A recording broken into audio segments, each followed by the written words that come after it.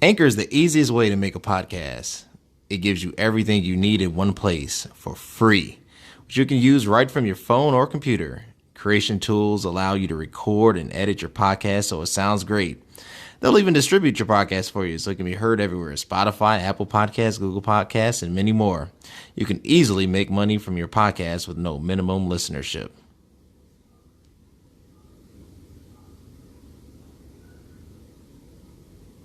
Possible that not every job has to be in the office. That's true. That's true. And so just supporting moms more, maybe more companies also thinking about either having childcare. I had the opportunity to intern with the United Nations at a point when I was doing my master's, and I was expecting my first child then. You know, the first thing they showed me was the sick bay where I could rest if I needed to. And the United Nations also had a childcare facility. So I could bring my child to work, you know, up till 5 years old. So, wow. Yeah.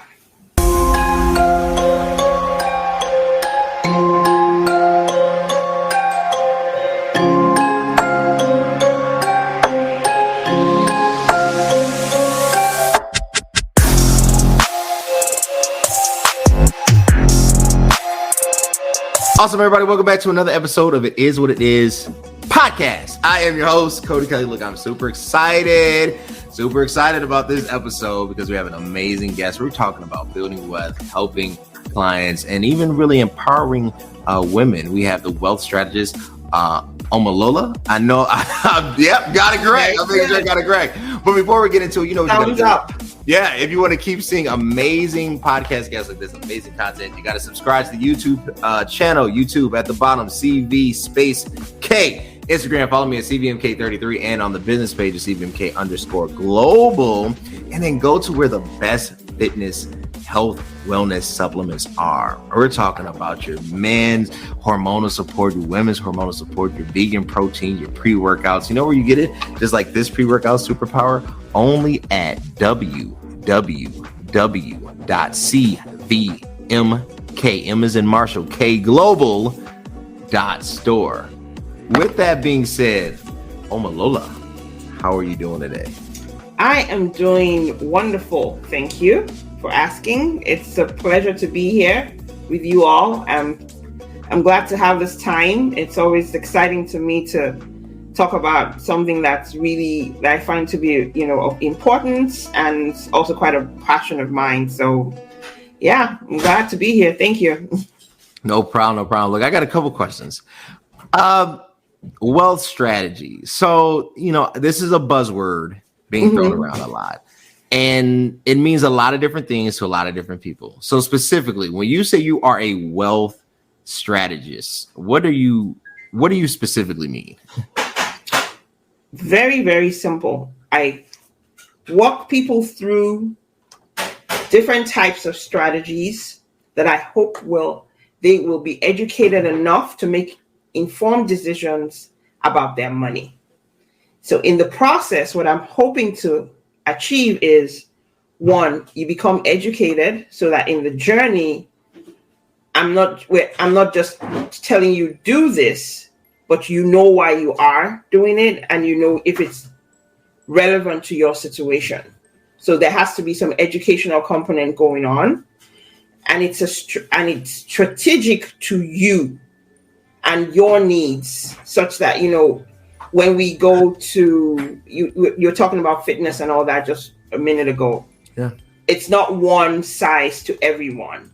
What my needs are totally different from what your needs are. So the same way when it comes to finances and how we structure our businesses and our personal lives, what's going to be good for you will not be what will be good for me. You know, my goals may be different. Maybe what I want to do is make sure that I'm 50 and I can travel the world. So I'll put up a strategy together to see you walk that path. So that's what it means to me: educating and working together in creating the lifestyle that you want. So this educational piece. So that's interesting, and I'm glad you clarified that. This educational piece. I'm assuming it kind of goes like, hey, look, I'm this and this age. I make $2. Whatever, $2 a day. No, I make whatever, and I want a Lamborghini, right? So you are a coach, in a I guess in a more general way, right? So you partner with this person, entity, organization, and you walk them through the step by step process and obtaining that. Do you find it difficult because I'm sure there has to be a real trust aspect to it, right? Because a lot of times, most definitely. I said this, and I had another podcast. I said, what happens is when anybody does anything, if there's any overlap, you automatically get thrown into the category of this, right? Instead of, appreciating the nuance of it. So when you're trying to differentiate yourself from the others and, trying to differentiate yourself from financial advisor, how do you go about creating that brand difference? Okay. Very fun. Great question. Thank you so much for that. I really, it's really simple.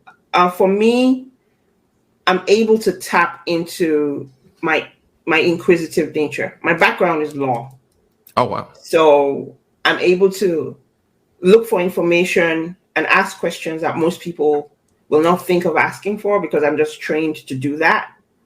So that in one regard, that's where I'm very different from a financial advisor. And that's where the strategy comes in when I'm doing work with folks. And another aspect of it is that I believe a lot in partnerships. So I have various partnerships stemming different facets of what you would call the financial journey that a traditional financial planner may not be aware of or cannot avail themselves of. So I'm not steering someone in a particular direction. I'm saying to you, I want to get to know you. And when I get to know you and understand what your journey is, I can show you different strategies that could work for you and with you on that journey. Still maintaining the very critical piece of wealth building, which is compounding. Am I making sense? Yeah, I'm starting to put it together. So it's through the partnerships. And I think that's the key. It's so I always say it like this is a great comparison. You have a lot of people who call themselves trainers. Trainers fall into I would say three major categories. Starting off, not certified, what I would call the general. More specifically, certified, working in and out of a club, trying to establish their own brand, what I would call not the advanced, but let's say tier, right? And then you have what I call a tier 3, competes, been in shows, been sponsored, maybe, have some type of whatever product out, but really case by case because of the partnerships and the experience. Tier 3. Very few trainers get to tier 3. Most ones stop at 2. Most 2s never become 3s because of the dedication, the time, the sacrifice, the discipline. And then if they, either kind of fall into, I just want to be a part of the educational component, become a dietitian or something of that, instead of actually taking it up to the next level, because they realize the next level is not really based off of wellness as it is optimization. So you're what you would label yourself as tier 3. You're in that I compete, stayed on stage, right? Why is that important? Like, if I just want to not live off Social Security, why do I need somebody so specific and so advanced? Why is your skill set so needed? You're asking I love your questions. It's amazing. my skill set is needed because everybody's lifestyle is so different, but we're all using probably the same finances and are not aware of other types of ways to grow money that exist. So you mentioned Social Security. A lot of us depend on that as our source for retirement. But if we're really going to be real with ourselves, we don't. When you and I get to that age, we're not sure if we will still have Social Security. True. If we want to be factual. So that means you need people who will take more time to look at at what we're offered within our community and see what other people are doing that we could bring to mainstream and have them also have a piece of that to grow that financial bucket that they can. That is why you need someone who can strategically plan what you would need for the type of lifestyle that you want, and just very quickly, I want to say something because you really touched on something very early on when you talked about the health and the fitness products and all that. Many times in our lives, we have these issues coming on in our bodies because we're not taking care of certain stressors. Mm-hmm. One of the main stressors that we do have is finances. And what I offer folks is I don't care where you are. In some instances, yes, I can be the coach because a lot of people need to change their mindset and understand that money is energy that flows. Yeah. There's enough for everyone, but how you are going to have yourself be part of that, we have to change the way you're thinking about money in the first place. If you keep saying to yourself, oh, this is too expensive, this is not, I can't afford this, you're telling yourself in every instance of your being that you're not enough. So in that regard, you can keep working, but you keep living paycheck to paycheck. So yes, there is an element of coaching in it, and I can help in that. But then taking that further, there are folks who have taken time to understand money. They know about stocks. They know about some little things, but then somewhere they just keep saying to themselves, how are these people doing this? They're doing more. What else are they doing? Mm-hmm. So that's where I can come in to teach you what else they're doing. What's up? I'm super pumped. Just got done with another workout. It's your boy cvmk33. Connect me on Instagram and on the business page at cvmkglobal. You know how I get through it. You know how I get that pump look. Best pre-workout on the market. www.cvmkglobal.store. And then you can now decide, is that for me? Is that the place I want to go? My central goal here is I'm not a numbers person. And if you notice, I'm not coming at finances from a numbers point of view. Yeah. But I believe in wholesome living. I believe health is wealth. And I believe wealth can help you sustain your health. That's true. That's true. Hey, that's true. It's better to have money and fight something than not have. No, you're right about it. So for me, what's that healthy lifestyle that you're trying to create? Sure. And how can we move you from just thinking about my Social Security and all that to a much larger and broader way of looking at wealth? Yeah. I like it. So the law background. So it's always interesting. I always say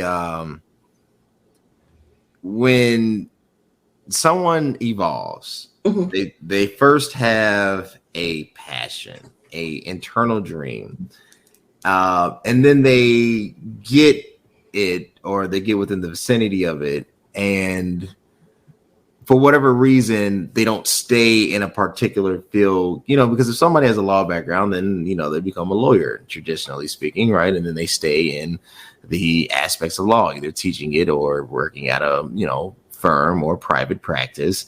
But then there are others who take it just as a foundational component, that the goal wasn't to be a Supreme Court justice or whatever. The goal was to understand the legalities of this complex world and how I can navigate it through really my focus of, business, entrepreneurship, whatever, wealth attainment, wealth strategy. So for you, so why law? Why start there and then make this evolutionary jump? Okay, fantastic. Well, it's very simple for me. I have always been one who wants to help. I've always been a helper all my life. Sure. And I've always been drawn to the professions that affect social change in a very, very distinct way. So my first passion was actually theater arts.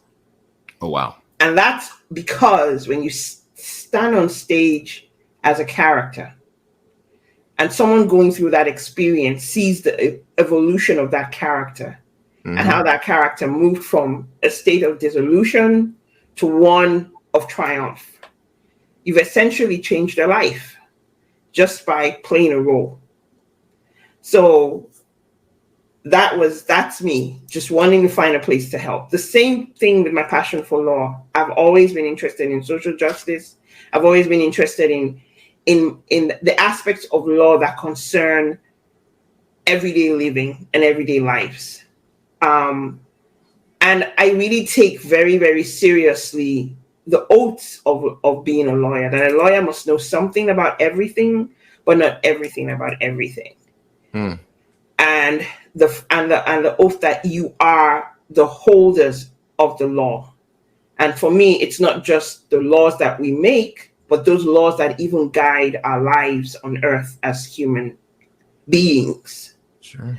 So with that kind of conviction in law, studying, going through all the books and everything, and becoming a little disillusioned by what I was seeing, not just, not that the system doesn't work, but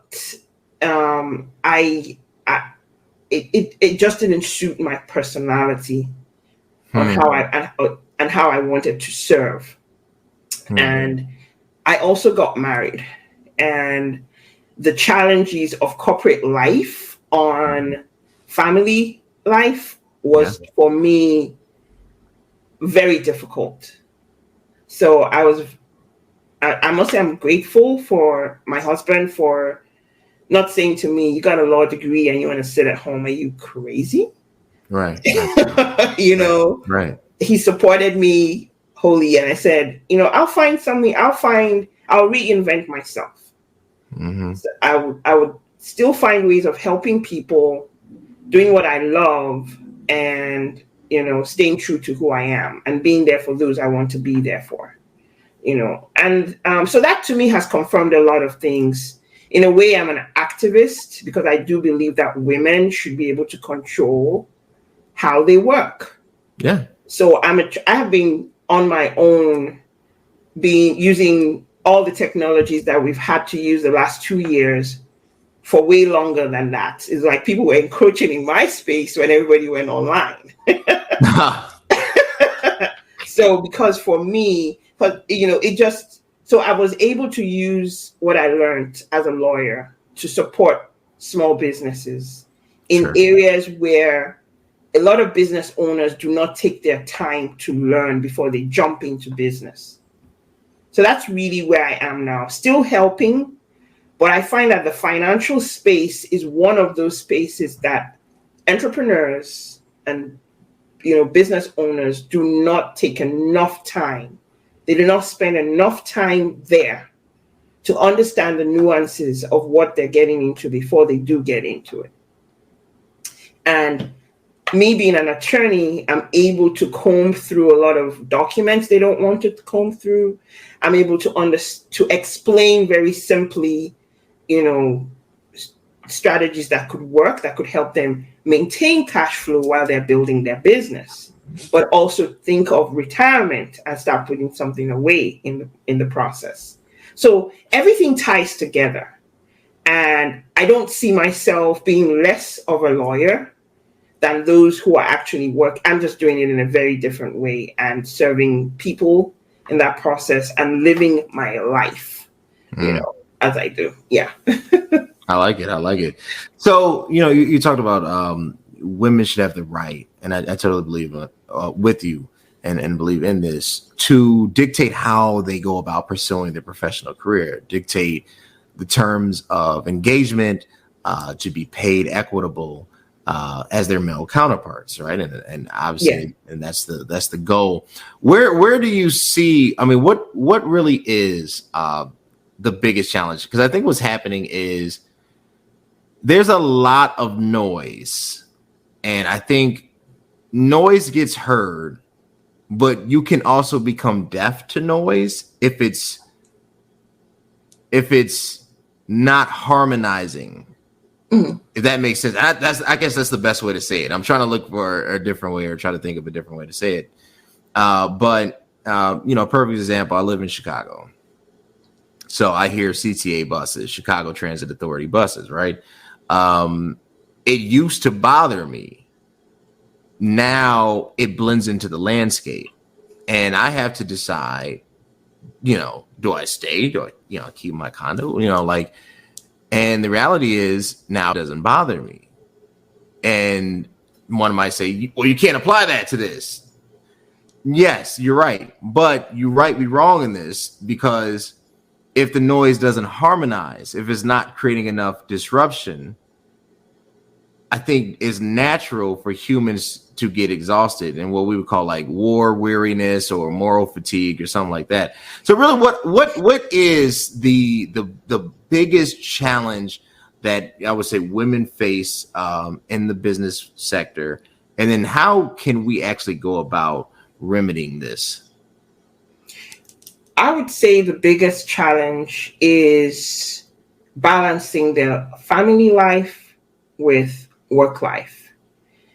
Because women see families from a different perspective than men do. Men, not that they don't care about family, but they see themselves as providers. They need to be out there, and that's it. So they can give 101. They can be at work from 9 a.m. to 6 p.m. or, and even bring home. Not saying that is really the best way of living your life, but they're just wired that way. But here you have a woman who has taken her time to become a lawyer, to become a doctor, to become an architect. She has the brains. She's done the same work as her male counterparts, but she's expected to give the same amount of time and dedication as her male counterparts. Whereas she's probably a new mother. So they're asking a new mother to leave her 1 month old or 2 weeks old after her 6 weeks, and go back to work. Her body may not be fully healed at that point in time.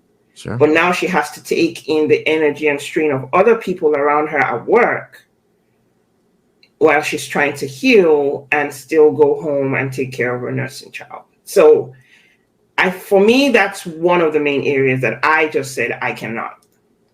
There has to be a balance. There has to be an understanding that even though a woman has to take some time away from work, she will give you 101% in a shorter period of time than a man will.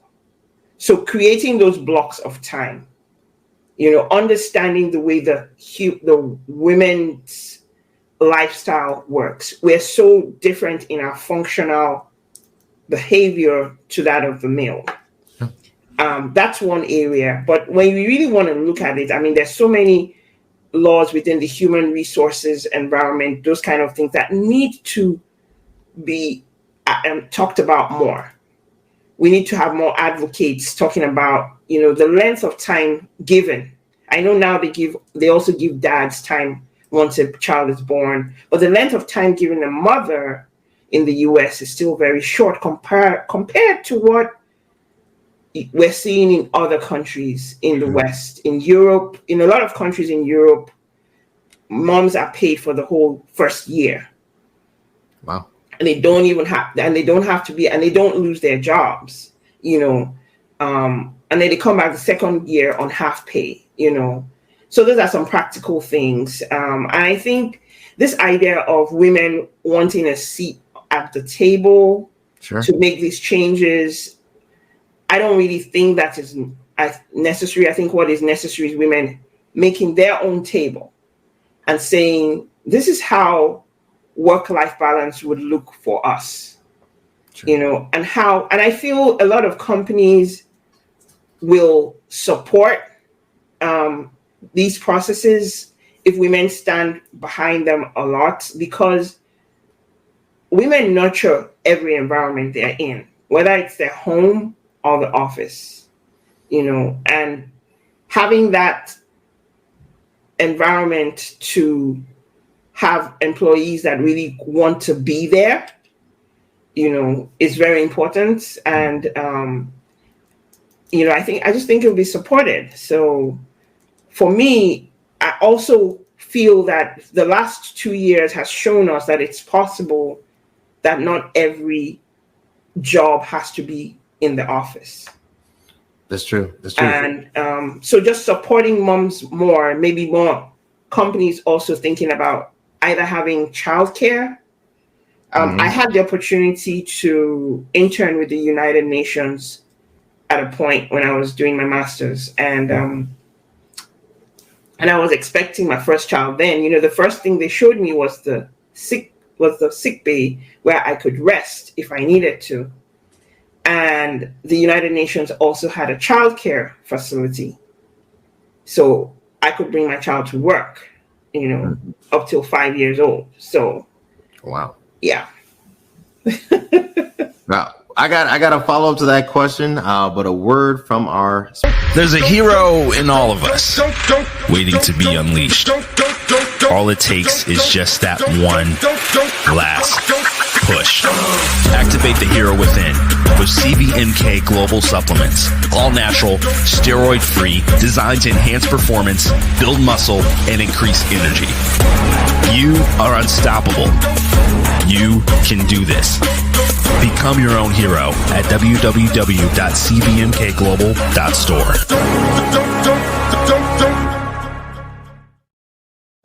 Look, and we're back. So you mentioned the internship at the UN, and you talk about the evolution of the workplace, and I think that's important because the work dynamic has changed. I totally agree with you. I don't believe in the necessity in being in an office Monday through Friday. I wouldn't mind a hybrid, depending on what that hybrid looks like, but a lot of our functions can be done remotely, unless you're physically manufacturing something. It can be done remotely. There are pros to having a place of gathering, collaboration, team rapport, the look and feel of it. So that's one aspect of it. But I think that there always has to be an option for more of a remote setting. But here is not my pushback. My problem is you can be devil's advocate. It's okay. My problem is twofold. All right. The first thing is, I feel like we're taking let me rephrase that. That almost came out wrong.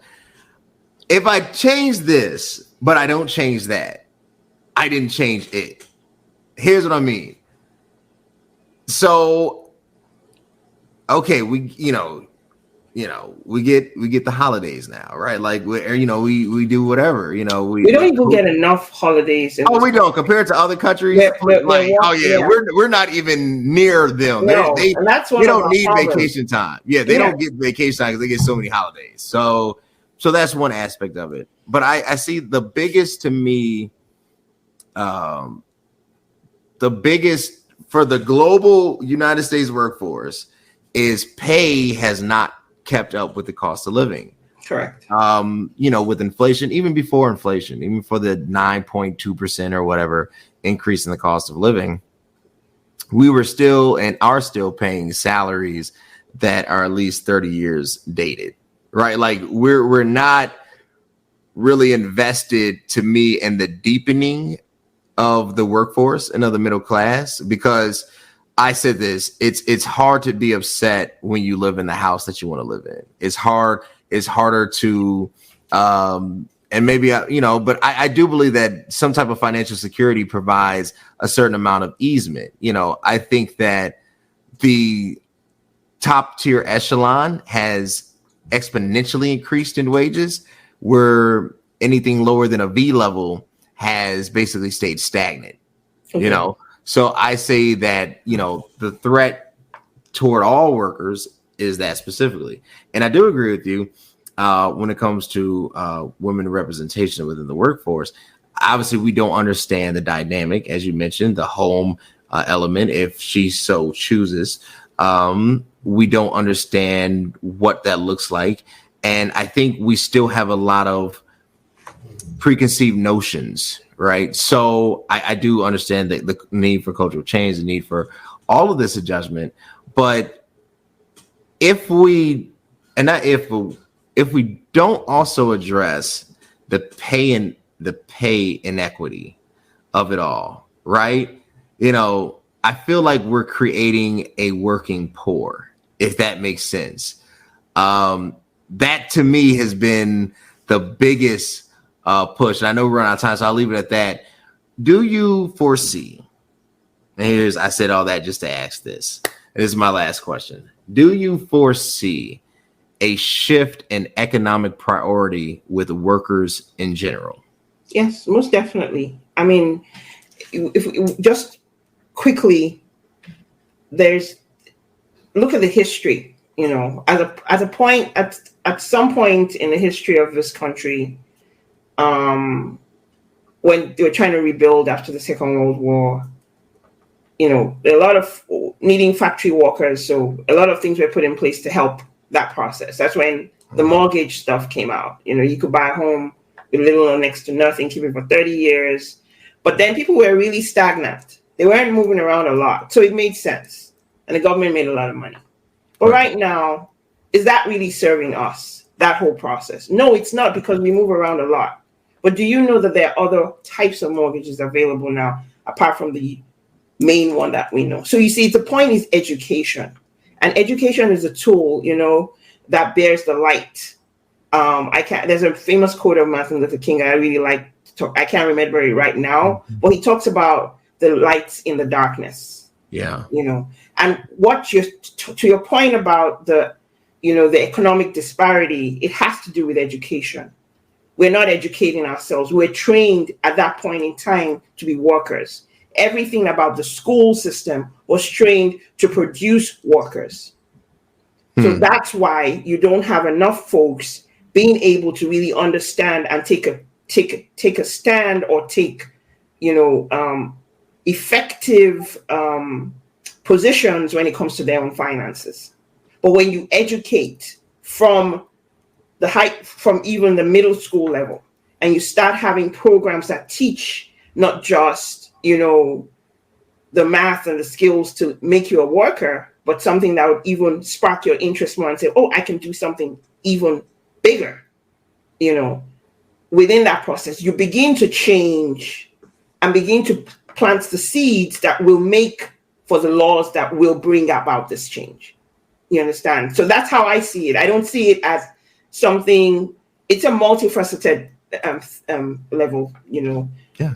But it has to start from us wanting to be open to new knowledge and teaching our children every aspect of capitalism, the good and the bad, and how it can progress you and also, be your downfall.